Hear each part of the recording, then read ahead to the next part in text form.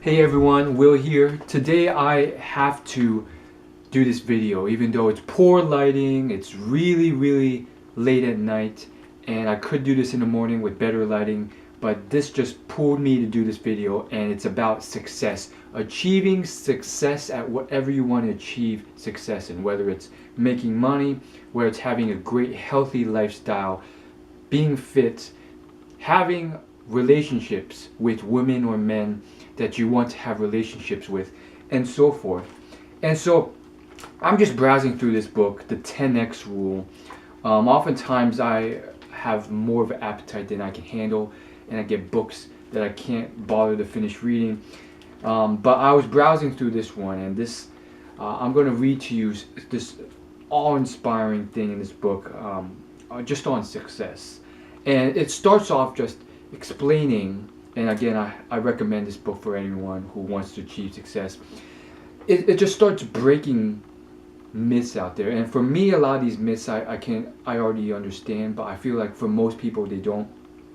And the first one is that success is something, it's not something that just falls on your lap. It's not something that some people have and some people don't. It's not just luck that's involved.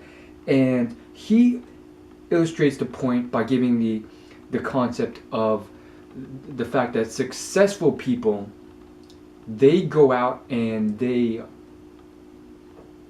try and fail, and they fail and fail and fail and fail, and because of their constant pressure to never give up and keep trying and failing, that opens them up to all these possibilities for success. So essentially what they do is they stack the odds in their favor. They make it so that if there's an element of a luck, there's a higher chance of it favoring them. It's kind of like the guy who has one lottery ticket versus the guy with 1,000 lottery tickets. And so it's one of the many concepts out there that differentiate the successful people from the unsuccessful.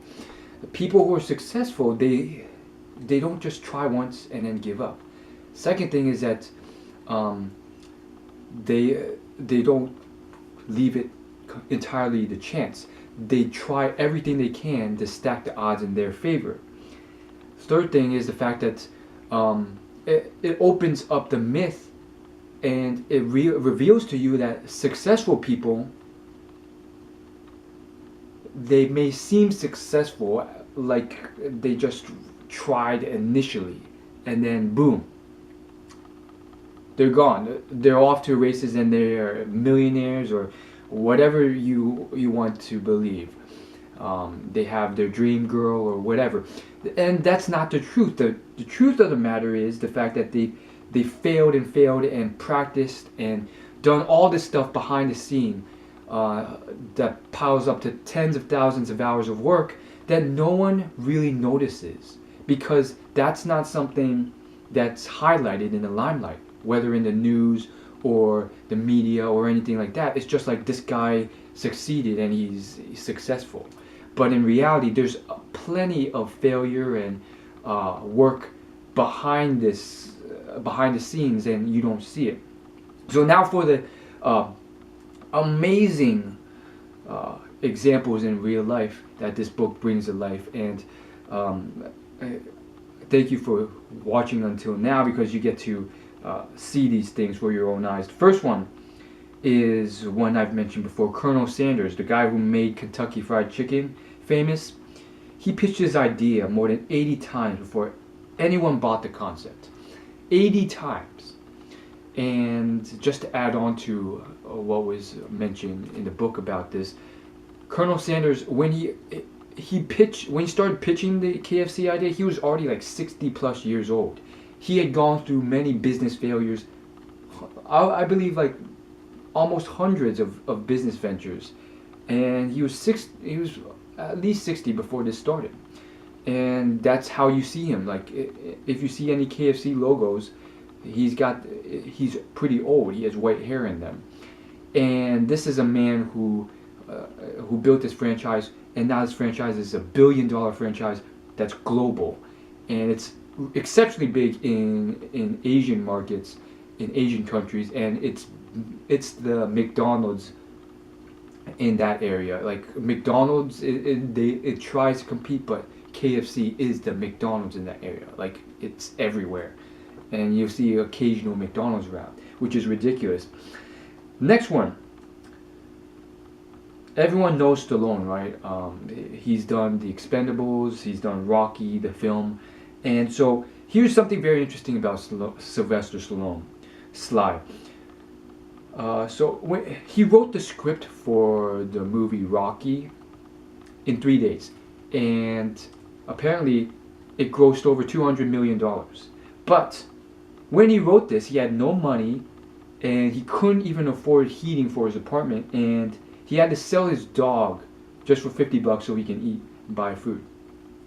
And obviously there's more to these stories. You can't just take them as face value. It's often very complicated, and it's never as simplistic as a film in that short time period can really profile a person.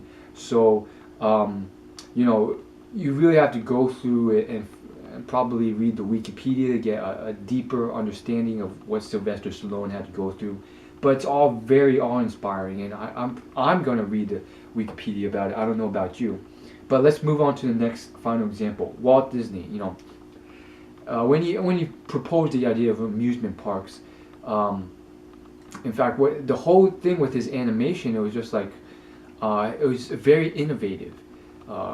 With him drawing these cartoons about this mouse, and Walt Disney, when he proposed this idea of amusement parks, it was like bonkers. It was not something that was common back in the day, and he put it cost a lot of money to create this amusement park, and everyone laughed at him for it. And yet now, if you guys don't know, Disney's one of the biggest brands out there. It's created numerous hits consistently. Frozen being one of the most recent, not even the most recent. They're pumping them out so quickly, and it's the most highly grossing animated film of all time. Inflation adjusted, though, I think it's still up there. It's close to number one. And so with these films and stuff, it's just like it's so ridiculous, because this industry now it's consistently pumping out stuff. Like it's not just like one hit wonders. It's like Finding Nemo, and then it starts building off old movie franchises. Apparently Toy Story 4 is coming out, and then brand new thing Frozen comes out, and it's highest grossing film. And Disney's one of like the largest companies, billion-dollar company. And so I guess that's enough examples. That's all it lists in this section of this book. But I just want to tell you guys, please stick around for my channel.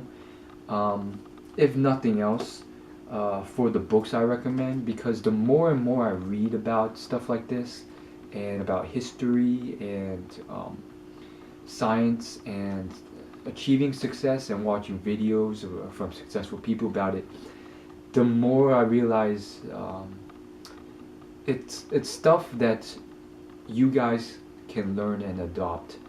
And I think a lot of people don't understand this, and they believe that they're too stupid, or they're not capable of doing it. And this guy who wrote this book is one of 100 examples that I know of people who have had all these problems, and they've surmounted it all. This guy, Grant Cardone, he's worth over 100 million now, net worth. And this is a guy who was at the age of 25 was close to broke. He was in sales. He was addicted to drugs and alcohol on a daily basis, and he had all hell's worth of problems. He was surrounding himself with horrible people that were failures in life as well, and horrible influences and all these things. And that's that's a guy who's now come and just changed his life completely, and he has a wonderful wife now, and it's ridiculous. And so, you know, it's not too late, and you don't have to be a genius to achieve success where you want to. And there's so many concepts and things that I've learned that I just want to share with you guys, so that it can benefit you. And there's these things that I think just people just don't know, that all come together to achieve success. One of them being, as mentioned, you are the average of the 5 or 10 or 2 or 3 people that you surround yourself with most on a daily basis. So you kind of have to take that into account. And though that's one example of something that this man didn't know initially. He knows it now, but at the time he didn't know it, and he didn't know that the friends and people he was surrounding himself, who were not doing anything with his life and negative influences, were having such a huge impact on you. And that's a video for another day. I don't think people realize how huge impact the people around you have on you. And I mean, I can go on and on about all these insights. But yeah, if nothing else, check out my other videos, and also, check out this book. I'll see you guys in my next video. If you're not subscribed, hit the subscribe button and leave it a like if you like this video. And I will see you in my next video. Thanks for watching. See you.